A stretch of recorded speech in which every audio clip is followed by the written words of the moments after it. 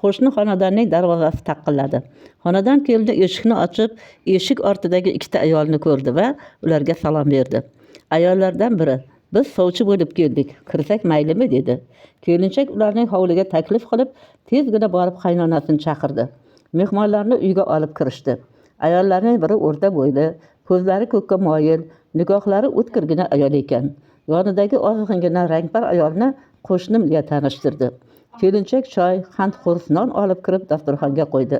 Sovchilarga choy uzatdi. "Kelinglar, xush kelibsizlar", dedi qaynona ularga qarab. Nigohlari o'tkir ayol gap boshladi. "Kelishimizdan maqsad o'g'lim nevarangizni yoqtirib qolibdi. So'rab keldik-da", dedi. Keyin dabdurustdan: "Qani qizingiz, choy olib kirsin", dedi kelinchakka qarab.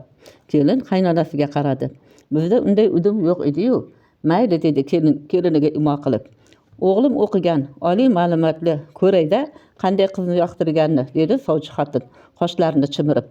Bir ozdan so'ng qiz choy ko'tarib kirdi va qizning bo'y basti, husnini ko'rib, "Mashalloh", dedi sovchi xotin. Qiz uyalib choynakni onasining yoniga qo'yib, tezgina chiqib ketdi. Sovchi ayol kelinchakka qarab turdi-da: "Nega boshingizda ro'molingiz yo'q? Nega eringiz indamaydimi?" dedi boshdagi hijob ro'molini to'g'rilab. "Agar taqdir bo'lib to'y bo'lib qolsa, qizingiz namoz o'qishni o'rganib borsin, suralarni yodlasin. To'y eskicha bo'ladi", dedi bidirlab. Qaynona ham kelin ham yoqa ushlashdi. "Hali biz qizimizni sizga beramiz ham deganimiz yo'q.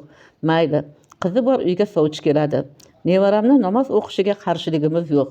Lekin birinchi kelishingizdan qilgan muomalangizni qarang. Sovchilikning ham o'z odobi bor. Ozgina andisha ham bo'lishi kerak-da. Xafa bo'lmang singlim, sizga beradigan qizimiz yo'q", deb fotiha qildi. Sovchi xotin mulzam bo'lib chiqib ketdi.